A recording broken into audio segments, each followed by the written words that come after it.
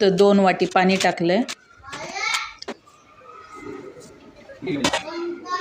त्याच्यामध्ये चकली मसाला टाकलाय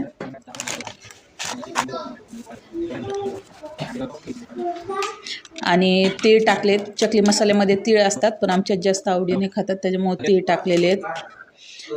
मीठ आणि बटर ॲड करायचं. 2 वाटी पाणी, तर छोट्या क्यूब्स येतात त्या बटरच्या, ते 2 क्यूब्स टाकलेले आहेत आणि 1 वाटी रवा टाकायचा आणि ते छान हलवून घ्यायचं आणि वाफलायला ठेवायचं. ते वाफलून झालं की ताटात काढून घ्यायचं. खूप गरम असतं, त्याला हात लावायचा नाही. त्याच्यामध्ये आपल्याला 2 वाट्या तांदळाचं पीठ ॲड करायचं आहे. मी मॅशरनेच हे केलं, एकजीव करून घेतलं आधी.